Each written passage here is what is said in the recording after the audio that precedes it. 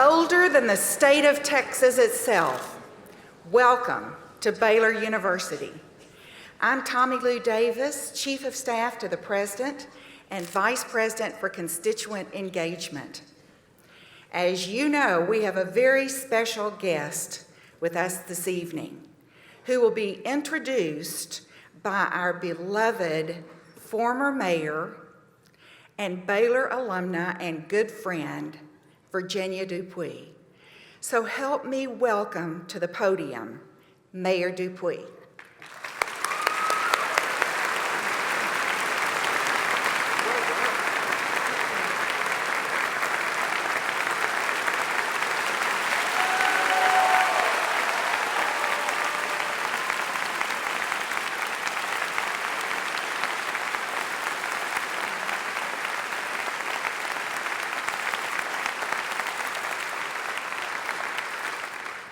Good evening, guest.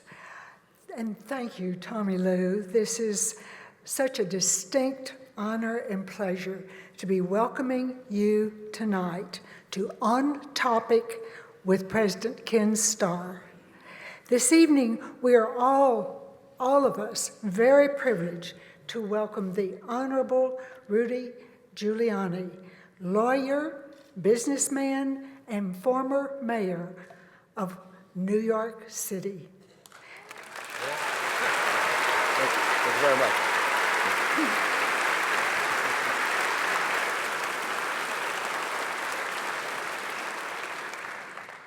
As we all know, Mayor Giuliani is acclaimed to be one of the most effective chief executives in modern American history for his leadership of New York City, especially in the wake of the terrorist attack of 9/11. And Mayor Giuliani continues to provide a distinctive voice in addressing the most pressing domestic and international issues of our time, from terrorism to cyber warfare and the future healthcare reform and immigration. He is a partner in the international law firm Bracewell and Giuliani Partners, a leader in strategic consulting and emergency preparedness, which of course he knows a lot about. Mayor Giuliani, from one former mayor to another, I am proud and very honored, extremely honored, to welcome you to Baylor University in Waco, Texas. Will all of you please join me in offering a warm welcome to our very special guest, the Honorable Rudy Giuliani.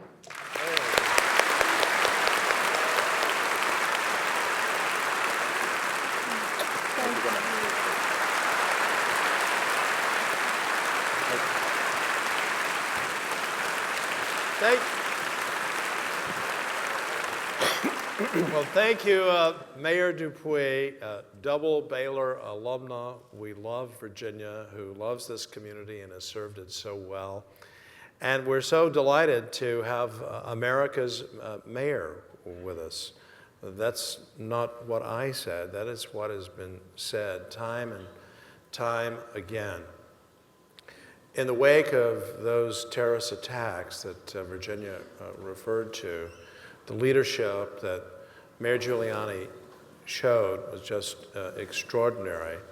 And many of us, our students were very young, Rudy, as you know, but many of us in this hall remember it as if it were yesterday. And so it's not surprising that Rudy became Time Magazine's Person of the Year for that year, so the attacks were 9/11. And then in December of that year, 2001, Time Magazine has its Person of the Year. And how could it be anyone else to grace the cover of that iconic issue other than the mayor? And it's a wonderful photo, cover photo, with your beloved city silhouetted in the background. Now, the subhead of that cover article captured the nation's sentiment: Mayor of the world, not just of America. So 9/11 was so fresh, it was so raw in our consciousness, and Time wrote this in describing this mayor as indomitable. That is a terrific description of Rudy Giuliani.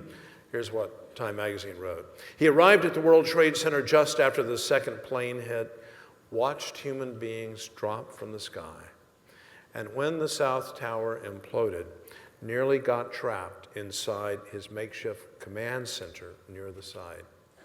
Then he led a battered platoon of city officials, reporters, and civilians north through the blizzard of ash and smoke. And a detective jimmied open the door to a firehouse so the mayor could revive his government there. Rudy Giuliani, America's mayor, once a Democrat, then like Ronald Reagan, became a Republican. But I want to say this, I think all America saw that Rudy rose above politics and partisanship. And like the legendary New York City mayor, Fiorello LaGuardia, Rudy was mayor for everybody. He was everybody's mayor. For national security reasons, on that day, the President of the United States was on the move, trying to make sure that the President would be protected. And again, here's Time magazine's description. With the President out of sight, Giuliani became the voice of America. Every time he spoke, millions of people felt a little better. His words were full of both grief and iron, I-R-O-N, iron, inspiring New York to inspire the nation. And these are Rudy's words, as quoted by Time magazine. Tomorrow, New York is going to be here, and we're going to rebuild, and we're going to be stronger than we were before. I want the people of New York to be an example for the rest of the country and the rest of the world that terrorism cannot stop us. Would you welcome again, Mayor of the World, Rudy Giuliani. That's a great one. It's a great write-up. Time magazine.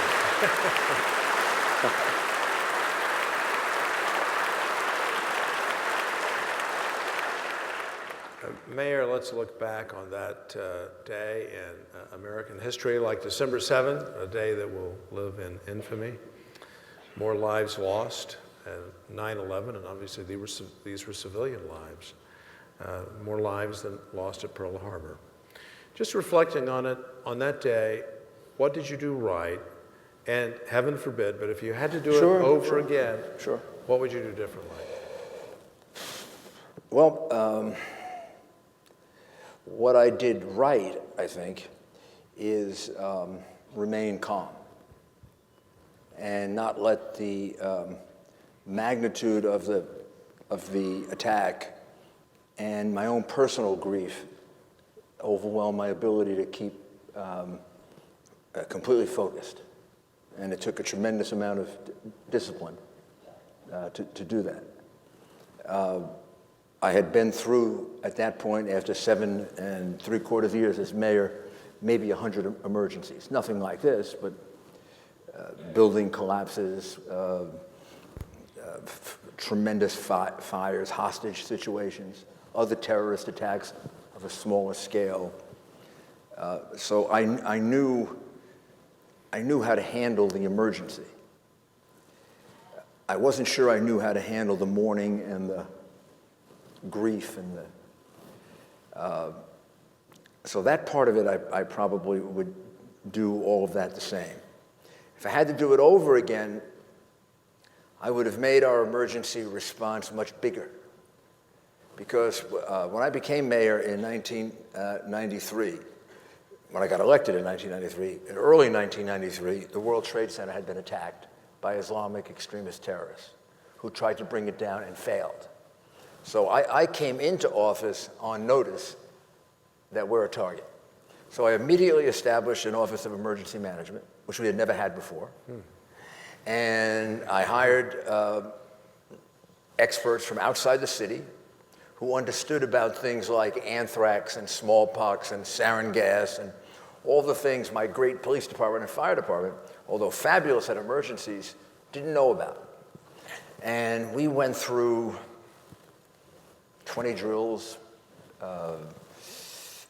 10 live exercises, planning for all these different kinds of things. We built a 911 system that we thought could handle New York City three times over. And we built an emergency management center that was world class. Got destroyed, but it was world class. It turned out that even if that emergency management center had survived, it would have been 1/3 the size of what we needed. My 911 system was 1/3 of what it should have been. And the number of people I needed to respond to the attack were not just my 41,000 police officers, but more like 100,000 people. So and luckily we got the help quickly to fill in.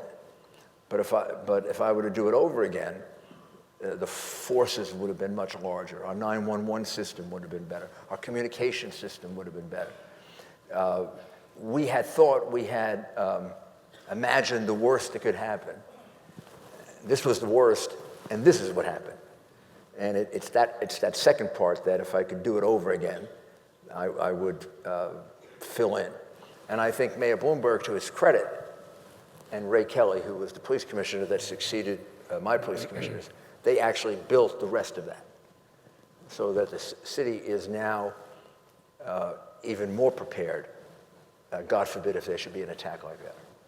You were also able to speak into the grief. You said that was something that may have been a new kind of challenge for you, at least the extent of it.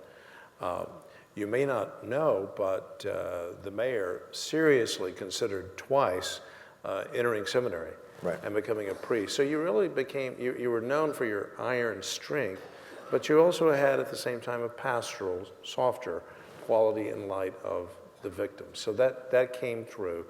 What was it that guided you in that respect? Because you really did connect in a very human way. Well, the person who taught me how to do that was Father Michael Judge, who was a Franciscan priest who was the chief chaplain of the fire department and an extraordinary man, both religious and just an extraordinary man. And I was at the bedside probably of 22, 23 firefighters with him who died, and then maybe another 20 who was seriously injured. And he was my rock. And when we finally reassembled our forces at the police academy, after we were trapped in a building and some of my people almost got killed, and Governor Pataki and I agreed that we would manage it together. So we put the city and the state government together at the same command center. As soon as I had completed all that, my first thought was, and I was about to call my fire commissioner in, I said, go get me Father Judge, because I now have to go have another press conference. I want to go over it with him. I want to go over, how do I explain the magnitude of this, and what can I say? And before I could do that, Tom Von Essen, the fire commissioner, walked in and said, Mayor, I don't know how to tell you this, but we just took our first body out of the scene, and it's Father Judge. And he's being carried to St. Peter's Church. And Father Judge actually had been killed before the buildings came down. He had been killed by some debris that fell from the top of the building while he was trying to help a firefighter get up. So his body was intact. Most of the rest were not. And I had a terrible feeling when that happened. My stomach sunk. And I said to myself, my gosh, you're now really all alone. You better grow up. And I think I just copied him. I really just, I kept saying, I'm going to express it, I'm going to say it, and I'm going to do it the way he did it. And after about 2 or 3 days, I asked my wife, who's a nurse, if she would get me a couple of psychologists, grief counselors, who had helped us with the Flight 800 crash. And I asked them, should I alter anything or change anything? And they said, no, they said, you got it right. You got the balance right. Just tell people the truth, speak from your heart. If you don't know the answer, tell them you don't know the answer. and show them a little bit of your suffering, that you lost 10 of your best friends. I mean, one of the worst parts of that day you'll relate to very, very personally. I was giving my second press conference, and at the end of it, a reporter from CBS named Marcia Kramer put her hand up, and she said, "Mayor, have you heard the tape of the lady on the flight that went into the Pentagon that was calling her husband the Solicitor General?" And it didn't take right away. And then I said, "You mean Ted Olson?" She said, "Yes." "You mean Barbara Olson was on that plane?" She said, "Yes." I said, "Oh, I didn't know that." And I said, "Excuse me for a moment." And that was the one time I actually a little bit broke down. I went behind the screen, just closed my eyes. And, you know, I think that was shocking because I had seen them about 5 days before. And by that time, I was expecting to hear about my firefighters dying, including my friends. But I wasn't expecting out of left field someone, you know, someone that shouldn't have been there. And the hardest thing was keeping your focus. My administrative assistant and my secretary at first, from the time I became U.S. Attorney in 1983 to this day, is a young woman named Beth Hatton. She was married to the captain who was in charge of Rescue 3, Rescue 1 rather, which is our rescue company in Manhattan, and it's our best fire company. And gosh, if I said this in New York City, 23 firefighters would beat me up in any bar that they saw me in. But the rescue companies save other firefighters. So they're fabulous. And my wife said to me, "You better ask Beth about Terry." So I grabbed Terry. This was another moment that was very difficult. And I said, I grabbed Beth and I said, "Beth, was Terry at work today?" She said, "Yes, he went off duty at 8. But I'm sure he stayed and did paperwork. I'm sure he went down there. And I'm sure he's dead." I said, "Beth, we can't know that yet. We'll try to find him." And 8 days later, she found out she was pregnant. He never knew it. Little Terry is now 14.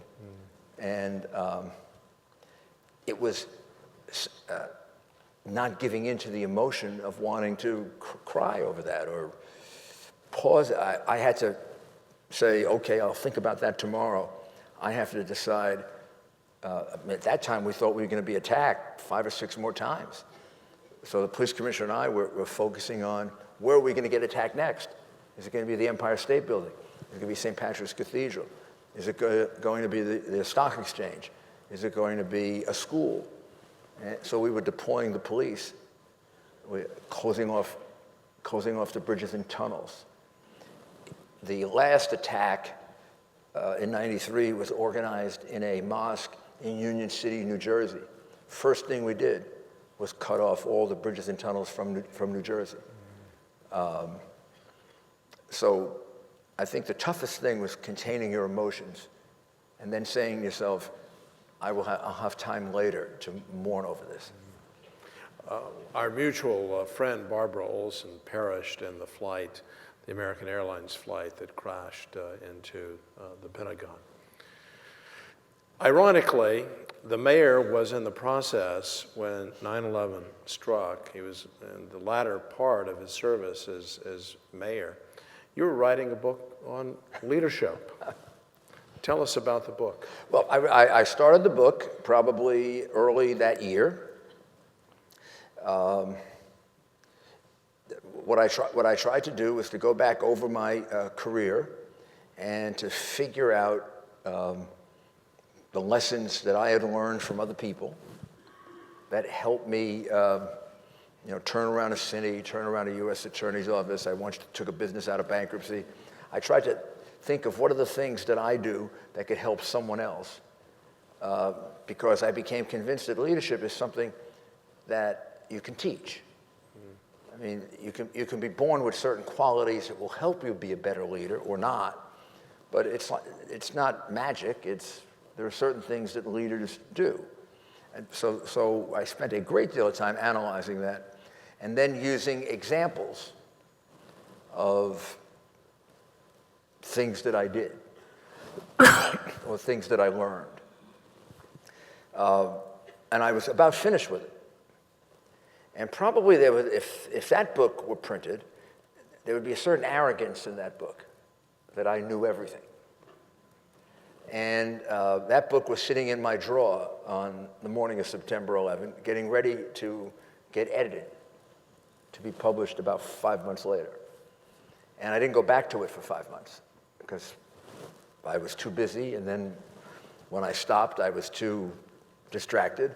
And when I went back to it, I realized something, and I changed the book, rewrote it, and then it didn't come out until almost 8 months later. I realized that you never are ready. There's always something worse that can happen. There's always something unanticipated that can happen. And so I rewrote some of it in light of the lessons I learned from September 11. But it helped me to have done the book because I had fresh in my mind the things that a leader is supposed to do. I had just written them all out and thought them all out and argued them all out with the editor. So we had talked about how you have to, Winston Churchill is a great hero of mine. And I've always wanted to ask Winston Churchill, how much of that was real and how much was bluff? When he would walk out in the middle of the bombing and say, if you want to take England, you're going to have to kill every single last one of us. But I realized that a leader has to be strong. You've got to think optimistically. You've got to get people to start thinking about how do we get through this. And I had been through all that in the book, so I think that helped in that sense. It helped me immensely. This is the book. I want to thank our bookstore because this was a very popular book. It's called Leadership. Very easy to remember that. And it's difficult to get this book now. You need, honestly, to do a second edition or third edition. Yes. Because our bookstore was very resourceful, and we're very grateful to the mayor for having autographed a number of these. And there are 14 chapters in the book, and 12 of them are leadership guides. So each of those chapters has a basic leadership point. Just reflect on the book and on leadership, but I'll just ask you, do you have 3 top leadership qualities? I do. The first and most important is you have to have strong beliefs. If you're a leader, no matter what you're in charge of, whether you're in charge of a university or a country or an army unit or a business, you have to know where you're going, because nobody can follow you if you don't know where you're going. If I can't articulate for the people that are working with me, this is our goal. We want to acquire this business, and we want to add this business to it, and that business to it. Then they can't help me do it. If you can't tell the people here where you want to take Baylor, then all these wonderful people that work for you don't know how to help you. And it's like being, the captain of a ship and not being able to figure out the destination. Well, the crew can't help you to get to England if you don't tell them we're going to England. And in modern politics and modern business, a lot of that is missing, because to set a goal can sometimes mean that goal for a while becomes unpopular. So we're in this cycle with a public company where, you get judged every quarter. So if you have a long-term goal, it's a great long-term goal, but it's going to take 4 or 5 quarters to get there, you might not set a goal. So that's why I think that's one of the most important things. You've got to know yourself, and you've got to know what you want to achieve. And I think I learned that, and I explain it in the book and attribute that to Ronald Reagan. Because Ronald Reagan had very simple but very important goals as president. He knew what they were. He wanted to defeat the Soviet Union. He wanted to straighten out the economy. He wanted to create growth, and he stuck with those when they were. And he walked out of Reykjavik, even though he could have gotten the agreement with Gorbachev And I had a wonderful moment last week. I went to visit Mrs. Reagan because I'm on the board of the library, and I brought to her pictures that Prime Minister Netanyahu allowed me to take of the Iron Dome, and a letter that he wrote to her, which he actually sealed it, so I never opened it, but I think I know what he put in it. What he put in it was, if your husband had walked out of Reykjavik, and if your husband had given up nuclear defense, there'd be at least 3,000 or 4,000 Israelis that now would be dead. And that was really unpopular when he did it. But Ronald Reagan could, set a goal and stick with it, which is why he turned the country around. The next one that's really, really important as a leader is relentless preparation. You got to work hard. It doesn't happen. If you can just set a goal, but you can't work hard, well, then you're kind of like a philosopher. Which is okay. I minored in philosophy. Yeah, did you hear that? Philosophy is good. Not bad. The mayor minored in philosophy. So you got to look at the goal, and then you have to figure out, well, how am I going to get there? And then you got to work really, really hard to get there. And I learned that lesson from the judge that I was a law clerk for, Lloyd McMahon, who taught me in a different context about being a trial lawyer. He used to say 1 hour for every 1 hour in court, 4 hours of preparation. Go over everything. Have somebody play the other lawyer, have somebody play the witness, have somebody play the judge, have somebody help you with the cross-examination. And if you have time left over, put the extra 2 hours in. But cases are won in your office, not in the courtroom. And he said, but, there was a caveat. He said, in every complex case, or even argument, appellate argument, of which you've done many, right, there'll always be one thing that you didn't think of.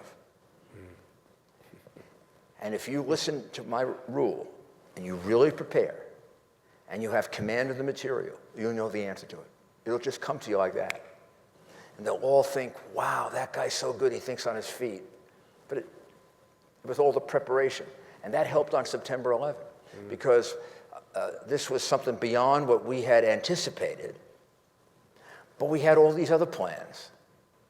And I realized shortly through it that even though this was on a bigger scale, we had done all of this before. We had evacuated Lower Manhattan before. We had cut off the bridges and tunnels before. We had done high-rise fires before. We had a list of 150 terrorist targets that we used to keep current with the Joint Terrorism Task Force. So I realized that even though the unanticipated happened, by preparing for the anticipated, we were like a lot better prepared for it than we would have been if we hadn't done that preparation. And the final one is communication. You have to communicate. You have to be able to get out of you to them what it is you want from them. I think of a leader, like a great football coach, as being a teacher and a motivator. You know, you teach the people how to do it better through relentless preparation, and you motivate them to do it better by, I like to use metrics. So if I have a long-term goal, I like to sort of measure, like, how far have we gotten on that goal? Reducing crime, we started the CompStat system, measured crime every single day. Every single day, we would go over it. Every week, we'd go over it in great detail. And we'd make changes because crime was going down here, but it was going up over here, so we would move things. I think metrics are very, very important. The companies that I've worked with that are in trouble are often in trouble because they don't communicate with their workers. They don't give them enough feedback about, hey, we're not quite getting there. Why? Let's try to figure it out. I'll give you just a perfect example of this. For years, and people today have said this to me, people were afraid to ride on the New York subways. And there have been movies about it, like Death Wish, and that really helped frighten people like crazy about the New York subways. So everybody that ran for mayor, Republican, Democrat, whatever, communist, We have them in New York, by the way. They would say, I'm going to put a police officer in every subway train. So after a while, we had all our police officers who were in the subway trains. So Bill Bratton and I used a... Who was the police who was commissioner? my first police commissioner and is the present police commissioner. He came back again. Bill Bratton and I took the COMSTANT system and we applied it to the subways. And here's what we found out. We found out that 75% of the crimes took place on the subway platform. And 85% of our police officers were inside the subway trains when the crimes were taken. So we reduced subway crime within several weeks by more than 50% just by switching it. And then when they switched back, we switched back. But that's what I mean by metrics, doing it. And the final part of communication is, I think a leader has to care. You have to love people. You have to care about people. There's a chapter in the book called Funerals Necessary, Weddings Discretionary. And that was a lesson from my father. And it meant something like this. It's more important to go to a funeral than a wedding because your friends, your family, your loved ones are in great grief and they need that support. Going to a wedding is wonderful. It's fun. But you're not needed. There are a lot of other people that are going to have fun at the wedding. But going to a funeral is really important. So I always translated that into, when something goes wrong, I have to be there. And if I'm there for them, I'm just going to count on the fact that they're going to be there for me. And I think that's what makes a great organization. When you get beyond just the statistics and the numbers, which are important, but you get to the personal element that these people are human beings. They have families, they have lives. If they're sick, try to take care of them. If they're going through a bad time, try to take care of them. If they make a mistake and it can be corrected, help them correct it. I think if you put that personal element in it, it really makes for a much better organization, and it makes you feel a lot better. Let's turn to the city. America's greatest city other than Waco. Is Waco a great city? It is, yes.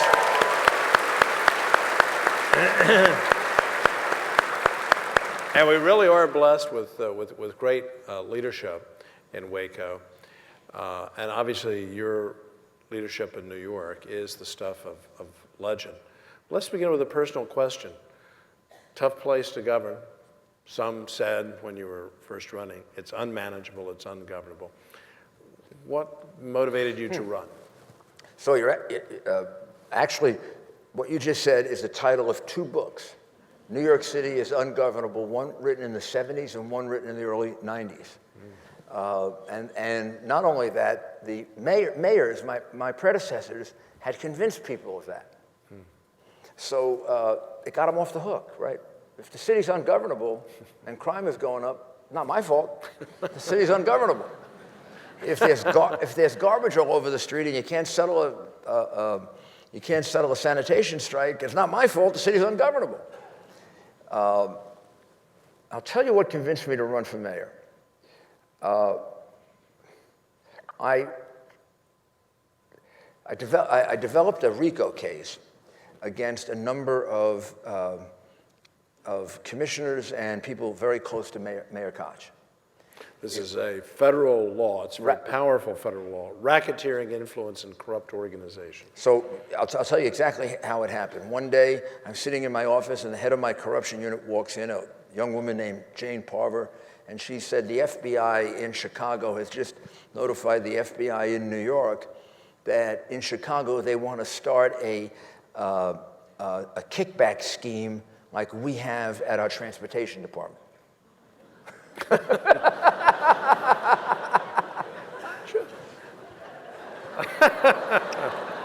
Okay, let's figure out how we investigate it.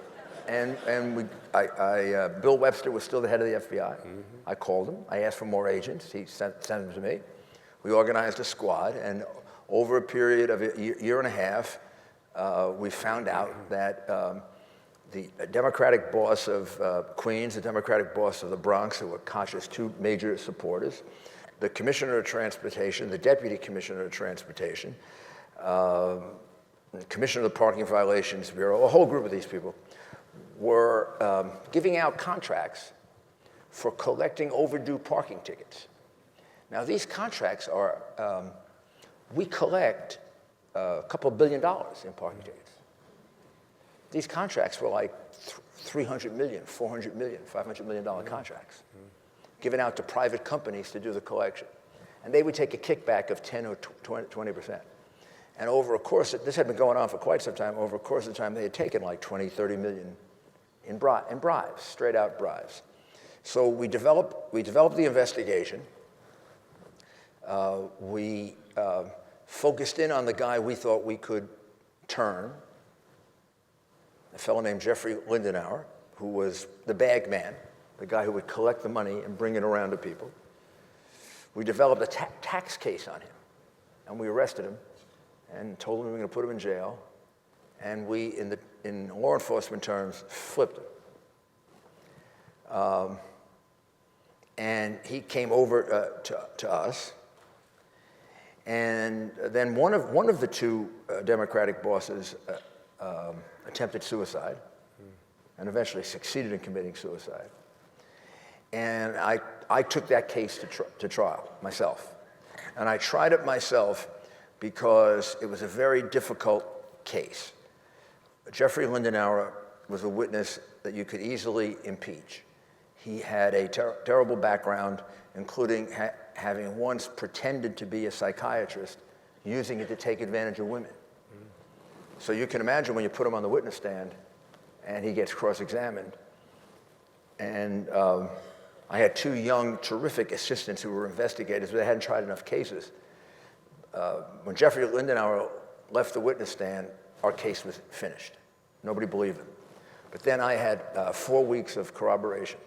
I corroborated every little detail of what he said. And I had a whole chart developed to prove it to the jury.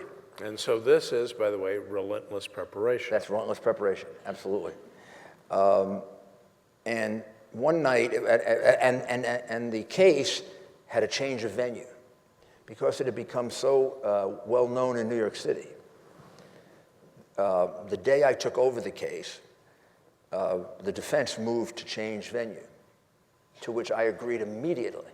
My two assistants tugging on my, like, we want to think about this. And here was my thinking. I'm in a city that has more wacky people than any place in the world.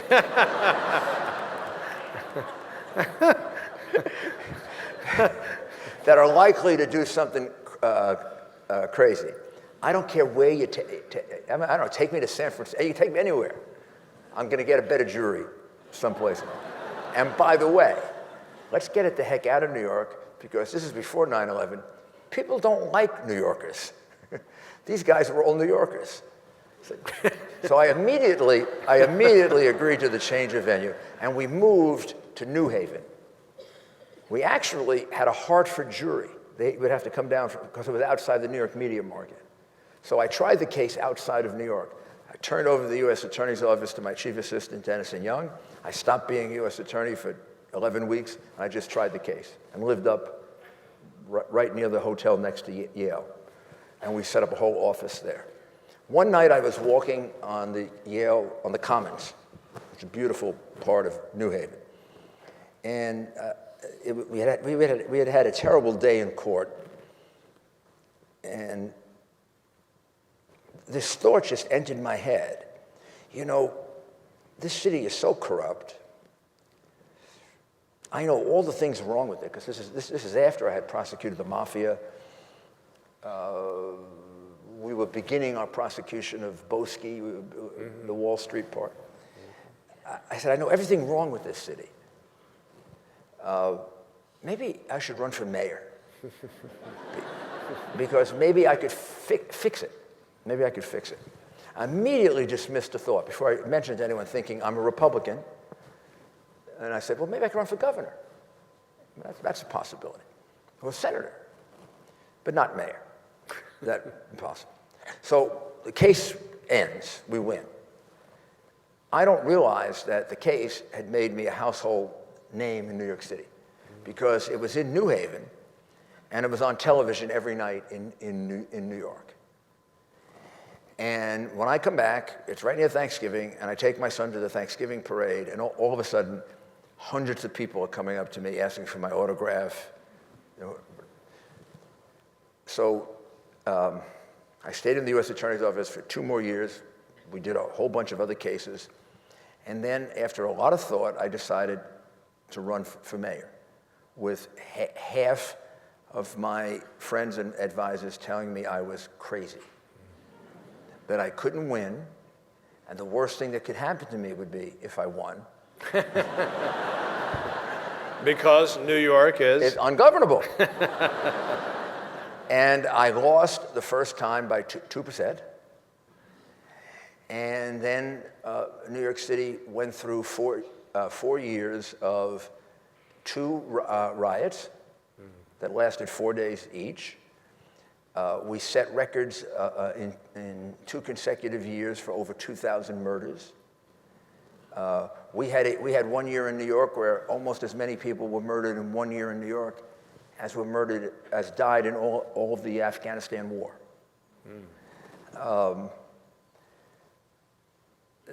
The city's budget was at a deficit of $3 billion, and so I thought, gee, maybe I can win this time. And remember, the city is 6-1 Democratic, right? So my slogan, as I told Ken, my slogan the second time was, "You can't do any worse."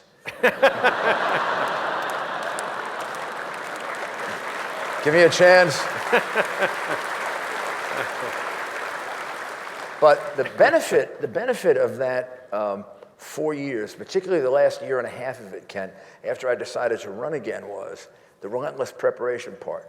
So I did something, what I did was every Monday night in my law firm, I would invite an expert in on something having to do with the city. And I would take 2 or 3 of my key advisors, and then I actually hired one person to chronicle this, Richard Schwartz. And they would come in and talk to us about housing, the city budget. Arthur Laffer came in to talk to us about taxes. Andrew Cuomo came in to talk to us. He was head of HUD then, to talk to us about housing and urban development. We had Democrats, Republicans. One of my, I guess the guy who really taught me how to be a politician, Roger Ailes, said to me, who was my campaign manager, campaign expert, the commercials and everything else, right? He said to me, if you call, every one of these people will come because, it's like an honor for them, and they want to be part of the solution. So we got some very, very good people, and we developed a book. By the time I was ready to run, of everything, it was like a game we were playing. We would sit around the law office boardroom, and we would say, if I was the mayor now and you were advising me, what would you advise me to do? How would you fix it? And that's how the broken windows theory developed. That's how CompStat developed. That's how making people on welfare work for welfare developed. Because what I did when I first came into office, if you were on welfare, you could get your welfare check, but you had to come and work for me for 18 hours a week. And I would explain to people, I do this because I love you, because I don't want you to stay home. I want to keep the work ethic up. I want you to get up every day. I want you to go to work. And I want you to do something in return for the money you're getting to keep your self-respect. But all that developed in that year and a half. And I don't think I would have been as good a mayor if I had won the first time, because I've been learning an awful lot of that on the job. Whereas we came in with a real plan of exactly what we were going to do. And then I took Richard and I hired him. And his job was to keep us on schedule. Because you remember from government that you get thrown off direction all the time with the emergency that day that you didn't expect.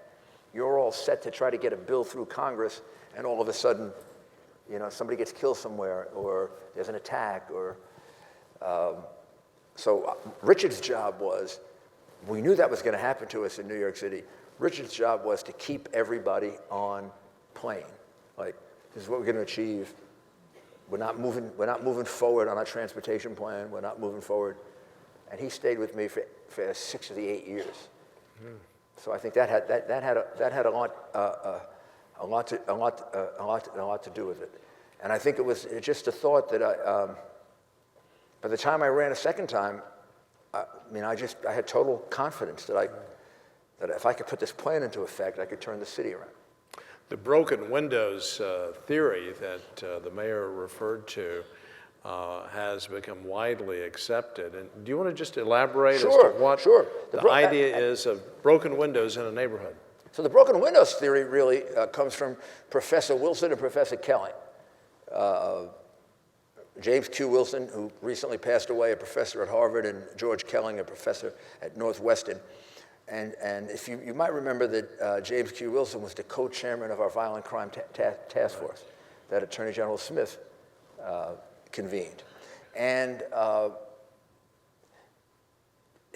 his theory was this, studying particularly America's bigger and older cities, New York, Chicago, Philadelphia, Los Angeles, that there was so much terrible crime that the police had given up on the lesser crimes. And in doing that, they had turned the streets over to the criminals. So if somebody was buying, $300 worth of drugs, they'd pay no attention to that. They'd pay attention to the $1 million worth of drugs. But what that meant was these neighborhoods were turned over to the criminals. So, and the broken windows theory was when he wrote his article with Kelling, which was around the time of the task force, he said it's like you have a building. Somebody breaks one window, but it's a nice big building and you don't pay attention to it. Then you break another window. You don't pay attention to that. Then another one, and finally you break enough windows and the building becomes structurally unsound and it comes crashing down. And he said, that's what we're allowing to happen. You cannot let the criminals run amok. In Europe, they describe it as zero tolerance. It is not zero tolerance because you can't stop every crime. It's not giving criminals the comfort of having immunity to do whatever they want. So that theory had been tried in several places where Professor Wilson had been a consultant, but always smaller cities like I think Greenburgh, North Carolina, and there were at least 3 places, and it worked really well. But the big question was, how could it work in a city of 8 million people? How can you pay attention to these small things? And that was really the challenge for Bratton and I, with a lot of help from him and George Kelling. It was, how do we make it work? How do we divide up our time between the terrible murders and the people who were requiring you to give them money to wash the windows of your car, the aggressive panhandling, the homelessness on the street. And we did. We tried to figure out a way to divide up our time so that the police could pay attention to both of those things. And it turned out to be enormously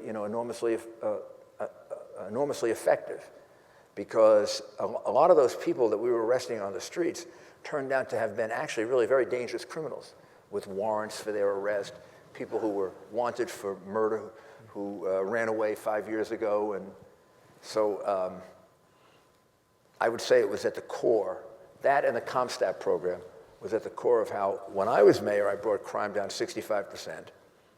Mayor Bloomberg continued the program. By the way, that bears repeating, 65% reduction in crime. Homicide, 59%, overall crime, 65%. When Mayor Bloomberg left office, he was in the 80%. And believe me, that was hard to do, because yes, it was hard to turn it around, but then at some point you can't eliminate crime. There's no such thing as 0%. And so I have great respect for Mike, and I was very lucky to have 12 years of a mayor who ran the city the way I did as a business.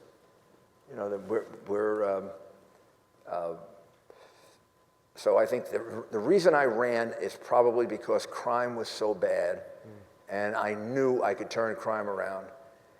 And the second part of it, I said to myself, I better go get really good people to help me because I don't understand anything about the economy, and I'm going to have to learn it. And I did, and I became an expert on the budget and lowered taxes by $4 billion, and we went from 10.5% unemployment to 5%. It's sort of once success starts, it's like the snowball rolling down.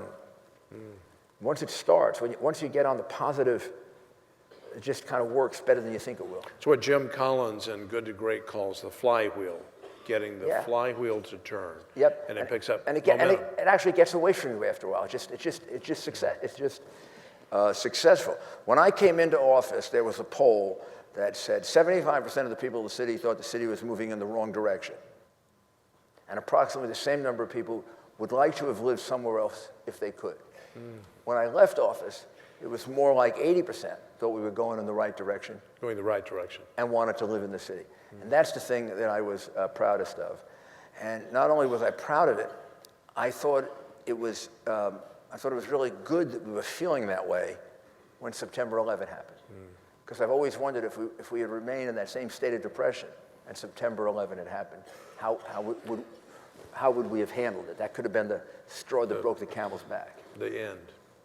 Let's turn now to, and by the way, your cards are coming in, I know, with your own questions, and thank you, because we do want you, as we always do, to participate in the conversation.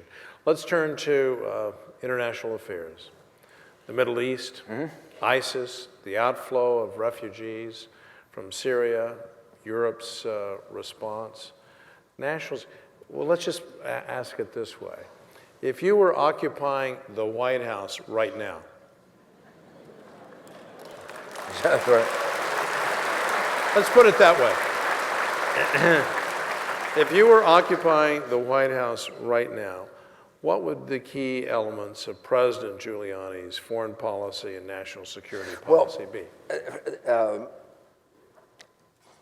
I'll answer the question, in the here and now. But what I would have to say is I don't think we would be where we are now if I had been elected president or John McCain. But not just me. I don't think we would be where we are now if I was elected or John McCain had been elected. We would be partially where we are now if Romney were elected, not because of anything wrong with Romney, but because he already inherited a mess. I would have, and I believe McCain would have done the same thing. I would have spent a great deal of time educating the American people to the following proposition. We have to keep our troops in the Middle East. Just the way we kept them in Germany, and just the way we kept them in South Korea. On the following theory. Our American troops should be, when we can, they should be placed in those parts of the world where there are people that are planning to come here and kill us. And that would be true of Iraq, that would be true of Afghanistan. I would have drawn down the number of troops in Iraq, never to even 10,000, which is what Biden negotiated for and couldn't get. I would have drawn them down maybe to 30 or 40,000. Same thing in Afghanistan. I certainly never would have had a timetable for withdrawal. I consider that one of the, I'm going to use a Trump word now. You know when he says that people in government are stupid? That is stupid. But just think about that. Suppose we had fought the Second World War on a timetable, and Roosevelt announced, we're going to enter the war, and in 3 years we're leaving. Or suppose, Lincoln fought the Civil War for 3 years, and when there were riots in New York, he said, okay, we quit now. You don't fight a war on a timetable. You're fighting a war because there's a threat to you, and the war ends when the threat is over. And there's a threat to us throughout the Middle East. And the presence of those troops did a couple of things, for which I am eternally grateful to President George W. Bush. First, I describe it as America was on defense, he put us on offense. All of a sudden, instead of them moving forward, they were moving back. When they're in caves and they're being shot out by American snipers and they're being chased by American troops, they can't be making plans to bomb the Sears Tower or the World Trade Center. So that kind of ties them up. Second, also kills them. The second thing it does, which is rarely mentioned and it's really important, it gets us a tremendous amount of intelligence.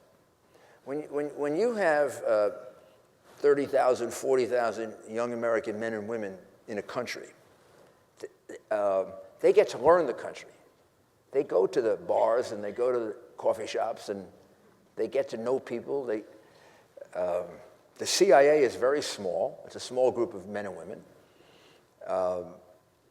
So during the course of the time we were in Iraq and had big presence in Afghanistan, we were getting a lot of information, but through our troops being there, not just the CIA. I do not believe that if we had kept 20, 30,000 troops in Iraq, there'd be no ISIS. It wouldn't exist. Never would have happened. It had been picked up 2 months into its existence by American soldiers, and we'd have wiped them out. When President Bush left office, he turned over to President Obama a relatively secure Iraq. The surge had worked, which is what elected John McCain and helped to not elect me, but I love John, so had he been president, great. I think the critical error was Biden not being able to negotiate the status of forces agreement with Maliki. What that was we wanted to leave 10,000 troops in Iraq, but for our troops to be in another country, we want immunity for them. In other words, we don't want them tried for crimes in the courts of that country in case that country turns on us. And usually we get it in exchange for protecting them, and then we'll try them under military law. And Biden, for some reason, couldn't get that agreement, and we took all 10,000 out, no troops left. Iraq had to turn to Iran as its patron, which it already was because they're both Shia. Iraq is now a client state of Iran. And so I wasn't president. Suppose I was president 4 years ago, or McCain was. I would have, at the beginning of the Syrian conflict, led it. I would have tried to figure out who can we work with in Syria, who are the legitimate revolutionaries that really want to overthrow Assad and not create a theocracy. And I would have tried to have guided the movement. Now, what I just said to you, the president was advised to do by almost every European leader, including President Hollande of France, who's a socialist. I mean, when France is tougher than us,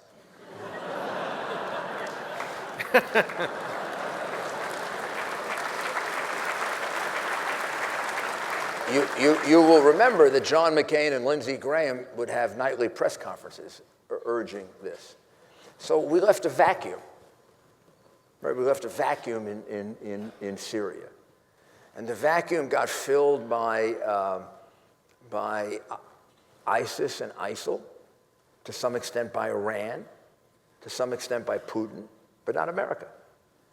And now we're trying to play catch up. And then the president made the historically, I think this will affect his reputation forever. He drew the red line in the sand 12 times, telling Assad, if you use chemical weapons, there will be military consequences. And all 12 times, he never responded. And finally, instead of responding, he entered into an agreement that you and I both know Assad is cheating on him. But the president of the United States doesn't threaten to use military force and then not do it, and ever expect to have anyone be afraid of him again. And so I would have done that. I would have done that differently. And then if we move to the most important thing of all, which is the Iranian agreement, that had just been out of the question. I would not make an agreement with a mass murderer.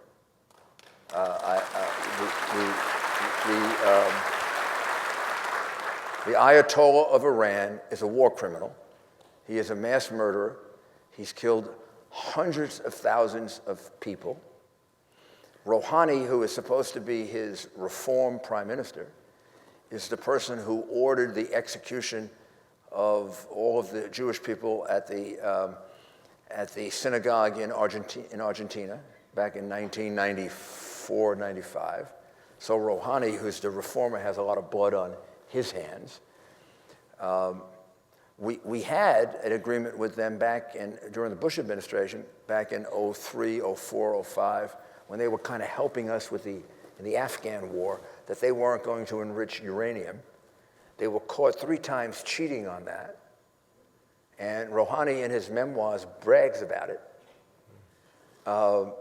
So to me, this agreement is absurd. We shouldn't be making an agreement with a mass murderer. If for some reason we are, we better be inspecting. Not them, as just happened. They inspected themselves and said, there's no uranium here. What do you expect them to do? Walk out and say, here's the uranium? I would not trust the IAEA to do the inspections. They got fooled 3 times by Iran in the past. If we were going to make that agreement, which I would have been against, we at least had to, we have to be able to inspect to make sure that they're not enriching uranium. We're not going to do that. And we're also turning billions of dollars over to the biggest state sponsor of terrorism in the world. So what is a sponsor of terrorism? A sponsor of terrorism is somebody that takes money and it takes weapons and it gives it to terrorists. Well, now they can have nuclear material they can give to terrorists. That makes no sense to me. Instead, the President of the United States should have told the Ayatollah, you have 3 months, 6 months, whatever, to get rid of all of your nuclear material. 6 months, I'm going to expect to inspect all of your facilities, and you're going to let me do it. And if you don't, see, I have this very big Air Force. Would you like to compare my Air Force to your Air Force? I spend an awful lot of money on these pilots flying around and getting there 30 or 40 hours every month. And they would like nothing better than to take out your nuclear facilities.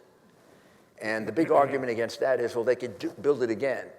Well, they would have no problem doing it again. And again, and again.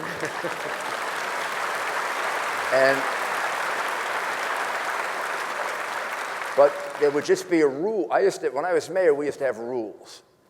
I know this sounds very dictatorial, but maybe it is. We had a rule, I had a rule, no riots. That's not a bad rule, right? No riots. I had gone through, in the 4 years before I was mayor, 2 riots. I said, look, you can have all the demonstrations you want. First time you throw a rock, you get arrested. First time you scratch a car, you get arrested. The first time you disobey a police officer, you get arrested. My predecessor used to have what was known as the cooling off period theory. Like, let them break windows for a while, and that'll get it out of their system, and they'll stop breaking windows, which is essentially what happened in Ferguson. Well, of course, it doesn't get it out of their system. They just do more and more and more and more and more of it. So I think that would have been the only strategy that may have brought the Ayatollah to the bargaining table. Maybe you would have to have used military force, but maybe you wouldn't have to. Maybe he would have decided this doesn't make sense. This is the greatest military power in the history of the world. Russia or China can't compare to us. Nobody can really protect us. And if this guy's really going to do this, if this guy's really crazy enough to do this to us, maybe we better negotiate with him. But I've done this several times in debates in Europe, and I will say to people, is there anybody in this room that believes that Putin is afraid of Barack Obama? And that's what I get, laughter.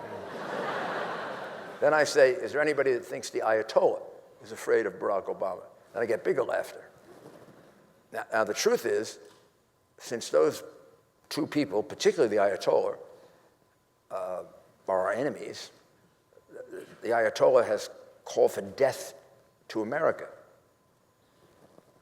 They should be afraid of our president. There's something wrong if they're not afraid of our president. And we are not being protected if they aren't afraid of our president. The people who want to kill us should be afraid of the people who are protecting us. They shouldn't think they can take advantage of them. And that would be the difference. That's what I would do, and that's what I would advise anybody who is president. And I talked to some, and know, I think, all of the presidential candidates, and it's the first question that I asked them. The first question is, can you stand up to not just Iran, but can you stand up to world opinion? Because they're not going to like you in France, and they're not going to like you in Germany, and they're not going to like you in the UN if you do that. But they sure as heck are going to like you in Missouri. How about thanking our mayor for just remarkable? I want to,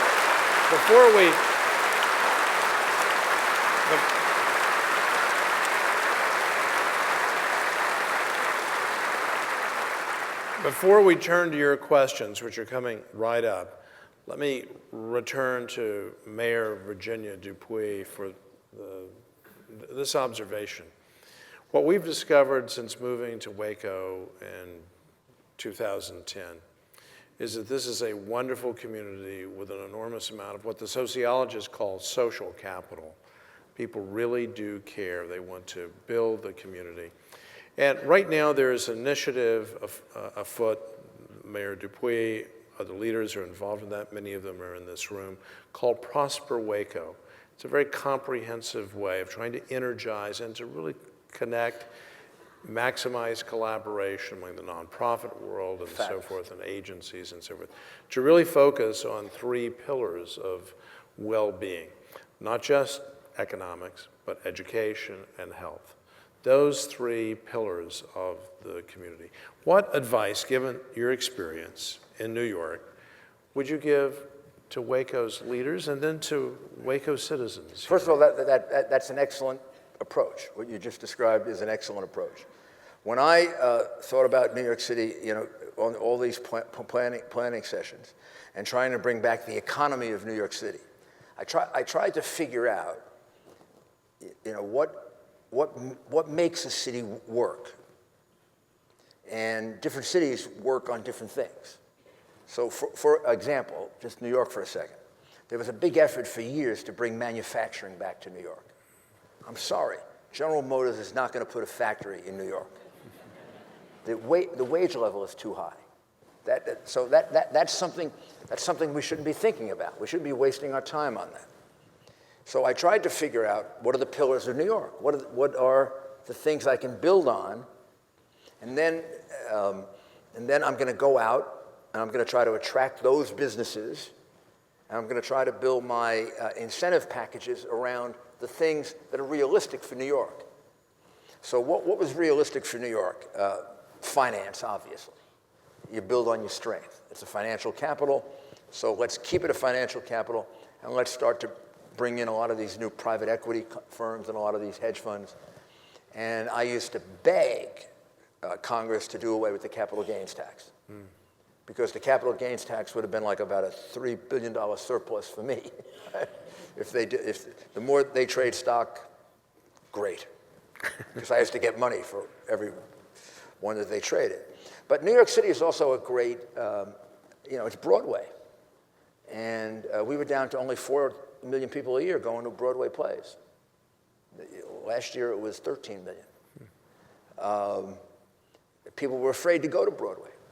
They were afraid to go to Broadway because they would get robbed and beaten. And so I had to put together a special plan for securing Broadway. And Michael Eisner and I made a deal. Michael Eisner, who was the head of Disney at the time, grew up in Queens. So he's a New Yorker, deep in his heart. If you listen to his accent, you can also tell. And he had this dream. He wanted to get he wanted to put live Disney productions on, like iconic Disney productions, on a stage in New York, because he thought these are things people are familiar with, and it'll be wonderful for Disney. It's a way of kind of like keeping the movie alive forever, and at the same time, people love to go to things they're familiar with. So he had an interest in a theater called the New Amsterdam Theater, and he had twice tried to negotiate with the city doing it, but nobody would assure him that they would clean out Times Square. So he came and he met with me about the third week I was in office, and we took a tour of the New Amsterdam Theater, rat-infested, falling apart, but still a beautiful shell. And he said, I'll fix this whole thing, and I'll put a Disney production in here. But can you get rid of the prostitutes, the drug dealers? He said, and I looked at him and I said, yes. And we just had the 20th anniversary of it. We had a big dinner. And he said, it was the first time I looked in a politician's eyes and I actually believed him. He said, Jesus, there was something in your eyes. It looked like, I think he'll go out like by himself and just get rid of them. But he said, I'm a businessman, so I didn't give him the money right away. He put the money in escrow. He said, come back to me in a year and show me the results you've had.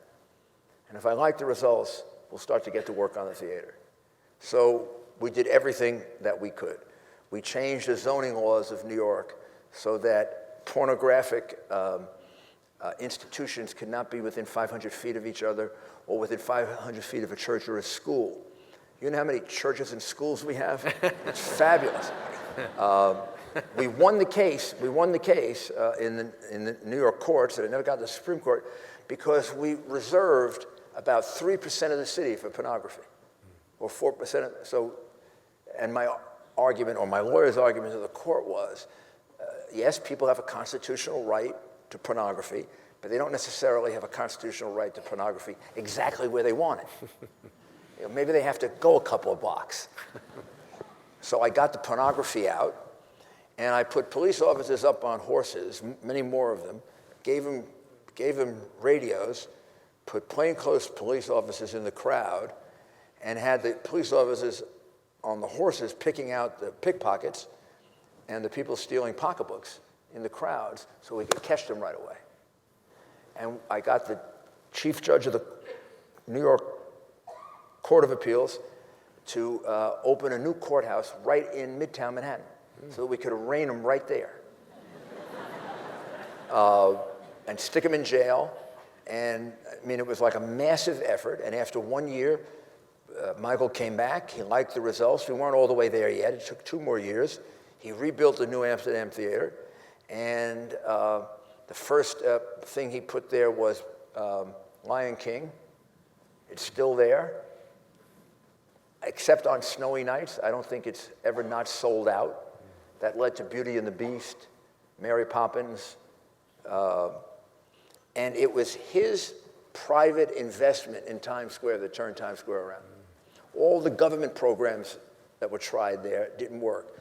But when people saw Michael Eisner do it, then the Wax Museum said, we want to put a wax museum in Times Square. And Lowe's said, we want to put a hotel. If Eisner's going to put money in Times Square, Eisner's a smart guy. We want to follow his money. And that's really what turned around Times Square. And that's the flywheel. And what you have to do here is you got to figure out what works for WACO. What is it? What brings people to WACO? Why would they want to come to WACO? Why would they want to have a business here? What kind of businesses would work here? Pick only 2 or 3, and then concentrate on them. Do you have a well-educated workforce? What is it educated in? Is this a good place for high-tech startup businesses where they're trying to keep costs down? Maybe they can get workers for a lower amount than if they had to start the same business in Dallas or in Houston, where the wages might be higher. Baylor is a tremendous draw for things like that, because you're a big university, you've got tremendously talented people. I would imagine the cost of living here has to be less than Dallas or Houston. So we started what was called an incubator project. The city actually gave some money to businesses because we wanted to get into the high tech. We knew we couldn't be Silicon Valley, but we thought we could take a lot away from Massachusetts and Pennsylvania. and we did. We started an incubator project. We found 3 spaces. And if you wanted to start a new high-tech business, we would help you start the new high-tech business. Because like here, I mean, we have a lot of universities. We have a lot of very smart kids. They're looking for jobs. So I think if the city, the people who know the city, the mayor, you, the businesses, if you sit down and you say to yourself, these are the 3 things we can grow, and then these are the incentives that are needed to grow it. This is a wonderful place to live. You're wonderful people. I love coming back here. I love your hotel. I've become like a regular there now. And look, Texas is just going to grow for the next 4, 5, 6, 7, 8, 9, 10 years. As long as de Blasio is mayor of New York, you're in great shape.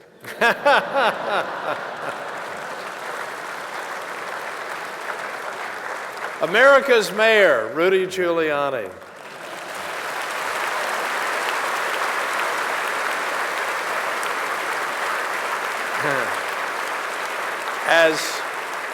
As Tommy Lou comes forward and we begin the process through 2 of our wonderful colleagues, Allie and Dominic, I do have to tell a very quick story shared with me by Drayton McLean Jr., who once upon a time, proud Baylor alumnus, on the Houston Astros. And so in those days, it was very common for Drayton to reach out to someone, and he reached out to America's mayor and said, why don't you come throw the ceremonial pitch? And what Drayton told me was the mayor of New York City showed up at Minute Maid Stadium for an Astros game with a baseball cap from the New York Yankees. And he said, as if that wasn't bad enough, he also had a Yankee shirt on. And so negotiations ensued, and you reached a compromise, which was? I took off the shirt. My partner at Bracewell Giuliani, Pat Oxford, who is much more diplomatic than I, said, do you think you could substitute for the New York Yankee hat an NYPD hat? I said, I don't like doing this. He said, discretion is the better part of valor. So I put the NYPD hat on and I threw out the first ball, but I threw a strike. Great story. Tommy Lou. Each year, President Starr selects 2 students from the recent graduating class to serve as his special assistants. They are always extraordinary. They go through a very rigorous application interviewing process. And this year's students are no exception. They are extraordinary. So they will come now and ask some of your questions. So welcome Allie Mosier and Dominic Edwards.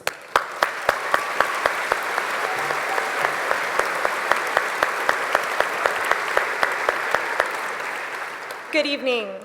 Our first question. Mayor Giuliani, as a well-known Yankees fan, could you give us your memories of Yogi Berra? Oh. Well, thank you for asking me that. Last night, when I arrived here, I saw on my iPhone that Yogi Berra had died. and I was heartbroken. This is when I was growing up in New York. I, of course, was a Yankee fan. I was a catcher, and Yogi Berra was my hero. I required my father to buy me a mask, just like Yogi Berra's mask. My favorite number is 8. Of all the Yankee players of that era, including Mickey Mantle, he was the best clutch hitter. There's a great story told by the great pitcher for the Brooklyn Dodgers, Don Newcombe, who is a Hall of Fame pitcher. Don Newcombe would have these seasons with the Dodgers where he'd win 25 and lose 5, and he was a dominant pitcher in the National League. He never won a World Series game against the Yankees. And the Dodgers and Yankees played, many World Series, like 5. And once he was being interviewed by Howard Cosell, and Don Newcombe had gone through alcoholism and had become an alcohol rehabilitation counselor for baseball players. And Cosell said to him, when you faced those Yankee lineups and you had such trouble with them, did that have anything to do with your alcoholism? and Newcombe said, I really don't think so. I think it's deeper than that. And then Cosell said, it must have been hard facing those lineups. I mean, who was the toughest guy to face? Mantle? I mean, God, he would hit the ball 500 feet. He said, no. It was that damn little catcher. I didn't know how to strike him out. He said, Mantle, it was like a crapshoot. First of all, he batted 300, so 2 out of 3 times I could get him out. 1 out of 3 times he'd get a hit. He'd hit 40 or 50 home runs a year, so he's going to hit his share of home runs, but most of the time he's not going to hit a home run against me. That other guy, I didn't know what to do with him. I would bounce the ball on the plate, and he hit a double down the line. One time the Dodgers were beating the Yankees in a World Series game 6-2. So Newcombe is now on his way finally to beating the Yankees, and Yogi Berra hits a grand slam home run over the scoreboard. He was a tremendous clutch player. That's number 1. Number 2, I had the great privilege of getting to know him as mayor of New York and became his friend. He attended my wedding. I got to know him really well, him and his wife Carmen and his whole family. He has a museum and learning center at Montclair State College, which is wonderful. It shows young people the real values of baseball. And I support it every year. And most importantly, something you don't know about him, and that I didn't know about him, because people of that generation didn't talk about this. About 4 years ago, the Yogi Berra tournament was held exactly on D-Day, June 6th. And the sports announcer wasn't, because they had this on live radio, had Yogi there. And he just said, Yogi, you were in the Second World War, and if I recall correctly, you were in the D-Day invasion. What did you do? What happened? And maybe because he had gotten older, and he finally told the story. He was 18 years old. He was dispatched about 8 o'clock at night from England. He was in a gunboat off the shores of Omaha Beach, and he was a gunner on a small craft, and we began shelling Omaha Beach like around 1 or 2 o'clock at night, shelling over the beach to make sure that we'd take out the German installations. Then his ship was there so that when the troops came in, they were covered by fire right on the beach. The smaller guns that could shoot right on the beach. And he was knocked out of his boat twice. He has 2 medals for it. And he was a hero of D-Day, and it's something where he played baseball for 2,000 years, and no one knew it because he was such a modest man. And the reporter asked him, what was the worst part of it, Yogi? He said, the worst part of it was when I was knocked in the water twice, I would have to swim back through dead bodies. And he said, were you ever scared? And Yogi said in the usual yogi way, I was too young to be scared. Now I am. Now when I think back in it, I am. And I'll tell you one last yogi story. Yogi was at my wedding, and my uncle went up to him. And this will explain, all the yogiisms are all for real. Nobody made any of them up, but that brain that was wired like this. My uncle said to him, Yogi, I remember that you had some brothers that played baseball. How many brothers do you have? Yogi looked at my uncle and he said, 3 brothers, including me.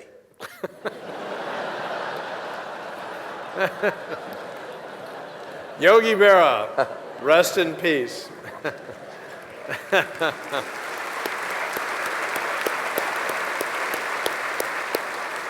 Dominic. Mayor, the next question from the audience reads, can terrorism be overcome by democratic nations, or is it just too steeped in religious extremism to be impacted by external entities? A very, very important question, probably the dominant question of your generation, because this is going to be with us. As President Bush, remember, reminded us the first night he gave a speech to a joint session of Congress about this, he said this will be a long war, more like the Cold War than the Second World War or the First World War, because it is a war about ideology. That used to be a question, Dominic, that was asked about communism. Is it possible for democratic nations constructed the way we are around the rule of law to defeat communist dictatorships? And of course, what happened? With a few minor exceptions, communism is gone, and these people who lived under that tyranny now are free. So the answer is yes, we can defeat terrorism, but it's going to be very, very hard, and it's going to be very, very difficult, and it's going to require not just military power, it's going to require a great deal of intellectual discipline and willingness to try to understand each other. Also, willingness to try to encourage those Muslims who are willing to reform their religion, to reform it. Because here's the difference, and this is from somebody, as Ken said, who wanted to be a priest, who reads about religion all the time because, not just because of spirituality, but because intellectually I'm really interested in it, and who has gone to more than a few Muslim services, and who counts as a good friend a Muslim imam. This is a major difference between Judeo-Christian religion and the Muslim religion. Well, let's just stick with the Christian religion for a second, because I'm a Catholic, and so I can stick with my own religion. If I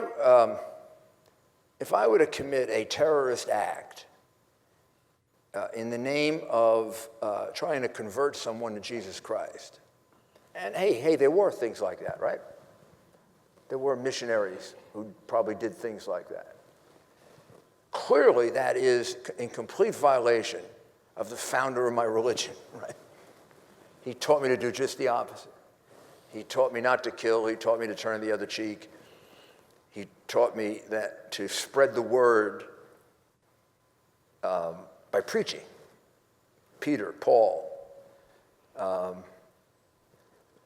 And of course, human beings have deviated from that and done terrible things, but they can never go back to Jesus and find justification for it. That is not true of the Muslim religion. You can go back and find justification for jihad. You can find justification for killing the infidel.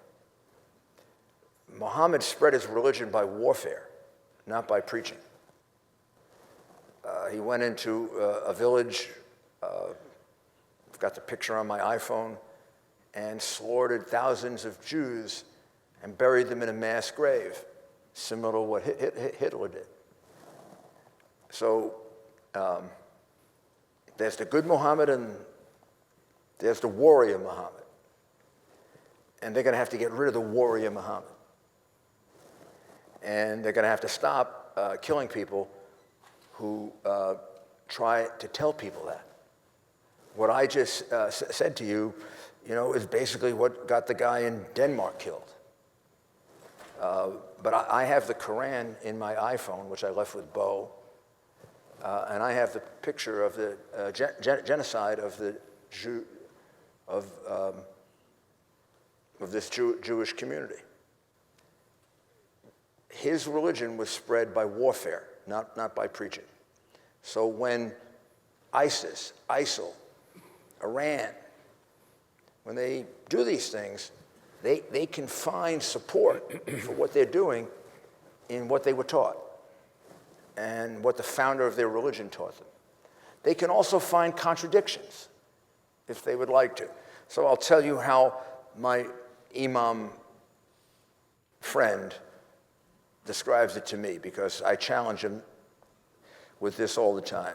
He says, look, you have in your book, you have stoning women for adultery. You don't do it anymore. Neither Jews or Christians stone people for adultery anymore, but it's still there. So what you've done is you've sort of written it out as some barbaric practice that went back to an age that is long gone. He said, that's the way I look at the Quran. There are things in it that apply to that age. Muhammad was trying to take a polytheistic society that were nature worshipers, make them into a monotheistic society.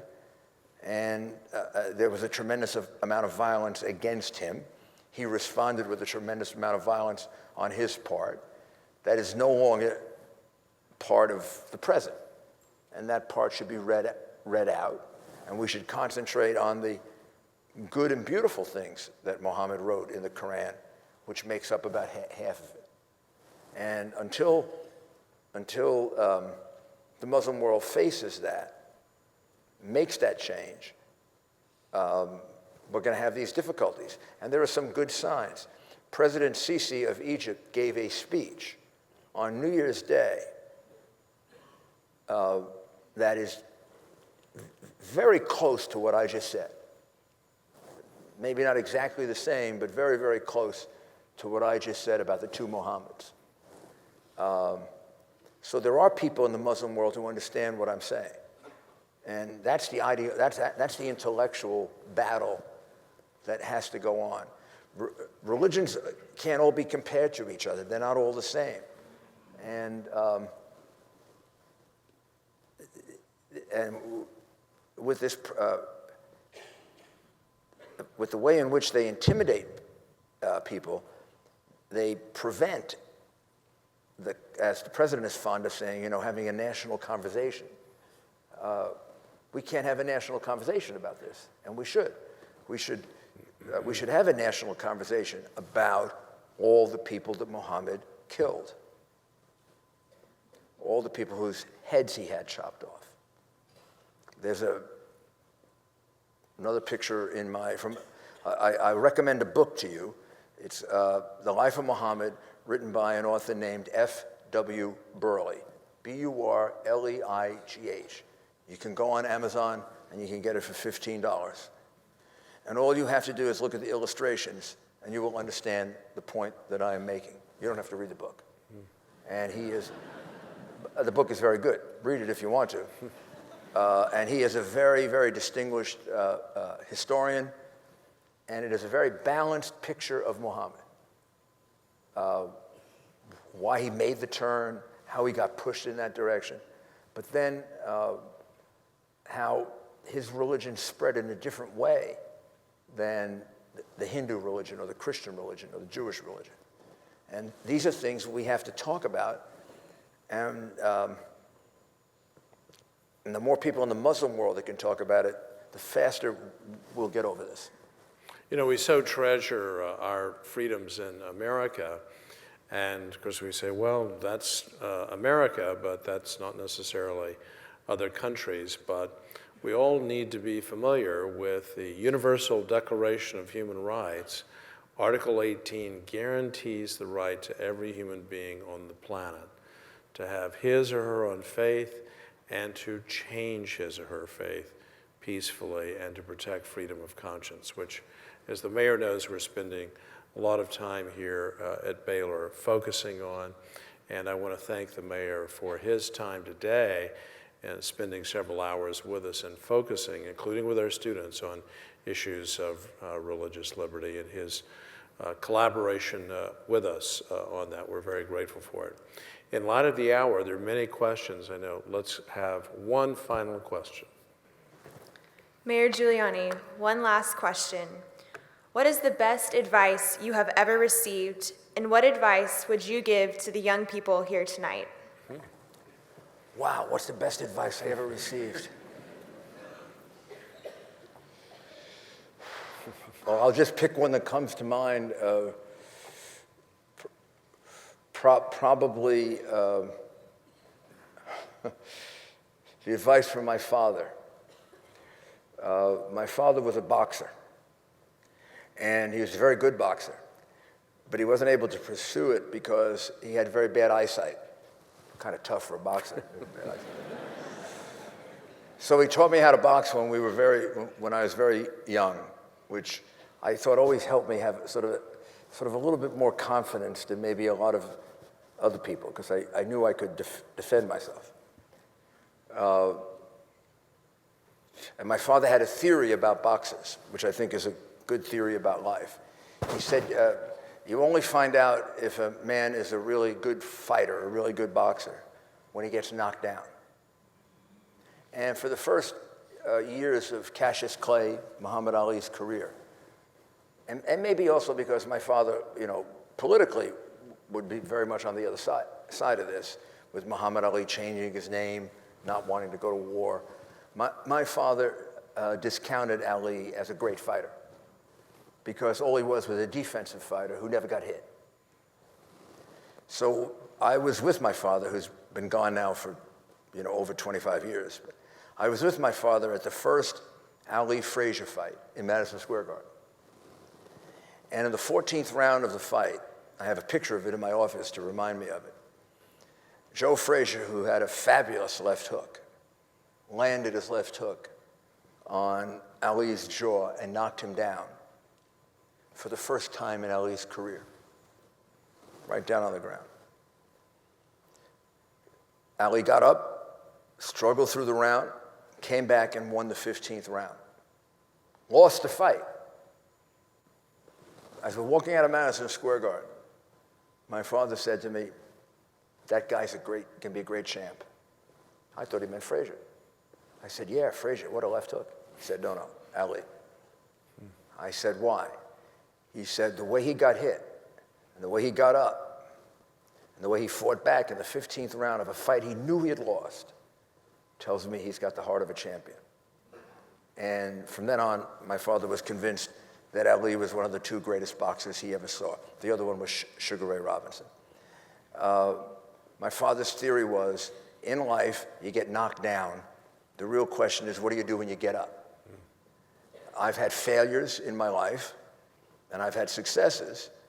And the best advice I can give you is figure out what you want to do. Try to make it something that you really enjoy doing and that you're good at.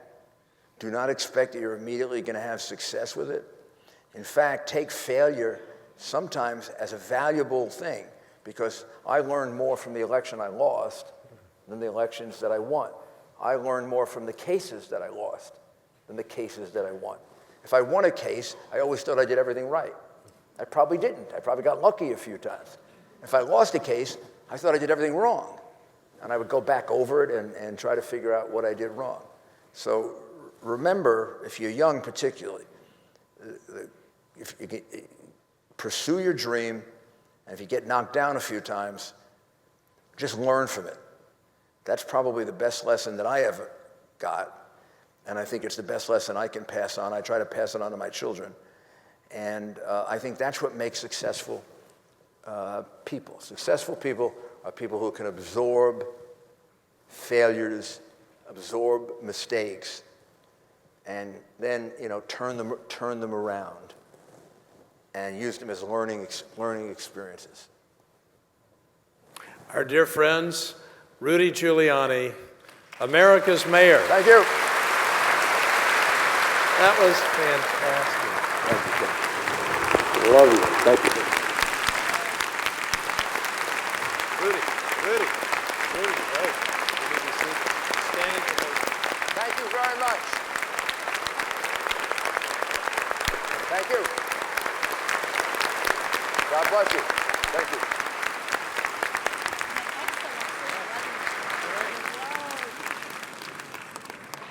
As we leave here, let's remember these words in the days ahead, the wise words and everything we've learned. It's so valuable. And we appreciate you for your being here, your support, and your friendship. Speaking of friendship, we have a very good friend that has a birthday today. Happy birthday, Nell Hawkins. Thank you and good evening.